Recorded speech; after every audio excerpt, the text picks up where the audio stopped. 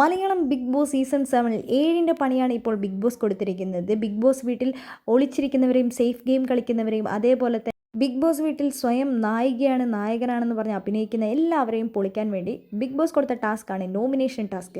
നോമിനേഷനിൽ നമ്മുടെ അനുമോള് പോയി പറയുന്ന 2 പേരുകൾ എന്ന് പറയുന്നത്, ഒന്നാമത്തത് അക്ബറിനെയാണ്. അനാവശ്യമായ കാര്യങ്ങളിൽ ടാർഗറ്റ് ചെയ്ത് വന്ന അന്ന് മുതൽ ബെഡിൻ്റെ കാര്യം തുടങ്ങി അതേപോലെ തന്നെ വെറുതെ ഇന്നത്തെ അനാവശ്യമായ പ്രശ്നങ്ങൾ വരെ എൻ്റെ നേർക്ക് ക്രിയേറ്റ് ചെയ്ത് എന്നെ ചൊറിഞ്ഞുകൊണ്ട് നടക്കുന്ന ഒരാളാണ് അക്ബർ. രണ്ടാമത്തെ കാര്യം ജിസേൽ എന്ന് പറയുന്നത്, ഞാൻ പുറകെ നടന്ന് മേക്കപ്പ് സാധനം കണ്ടുപിടിക്കുകയും അതിനുശേഷം തന്നെ വെറുതെ ഞാൻ എടുക്കാത്ത കാര്യത്തിന് എന്നെ കള്ളി എന്ന് വിളിച്ച് പൊട്ടിക്കരയാണ് നമ്മുടെ അനുമോള്. നല്ല രീതിയിൽ കരച്ചിൽ വരുന്നുണ്ട്.